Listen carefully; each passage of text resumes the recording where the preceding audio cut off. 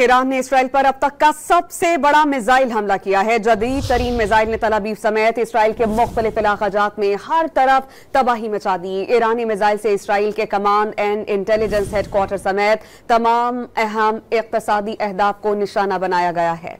Stock exchange समेत कई कसीरुल मंजिला तिजारती इमारतें तबाह हो गईं। अस्पताल की आड़ में काम करने वाला इजरायली फौजी ठिकाना भी मलबे का ढेर बना दिया गया। ताज़ा हमले में 137 इजरायली जख्मी हुए, जिनमें से कई की हालत नाजुक है।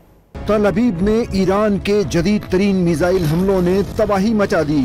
इसराइल का आयरन डोम दिफाई निजाम बिजली की रफ्तार से लपकने वाले मिसाइलों को रोकने में नाकाम हो गया।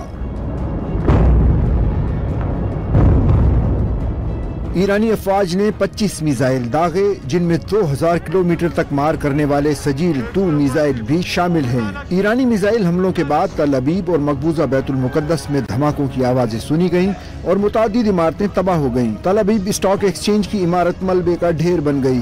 तिजारती मरकज में कई कसीरुल मंजिला इमारतें तबाही की तस्वीर बन गईं। इसराइली रेस्क्यू हुक्काम ने बताया कि तल अवीव में गशदान और सहरा नकब समेत कम से कम 4 मकामात पर 6 मिसाइल गिरे। एक मिसाइल शुमाली तल अवीव में सारो का अस्पताल पर गिरा, जिससे बड़ी तबाही हुई।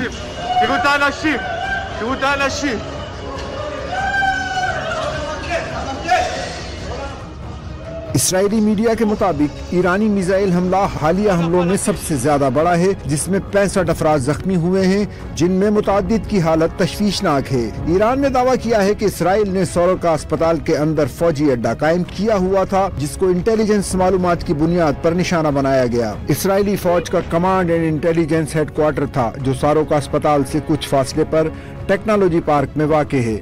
इसराइली वज़ीर आज़म ने कमांड सेंटर पर हमले के बाद अस्पताल को निशाना बनाए जाने का प्रोपेगेंडा शुरू कर दिया। नेतन्याहू ने धमकी दी कि ईरान को अस्पताल पर हमले की भारी कीमत चुकाना पड़ेगी।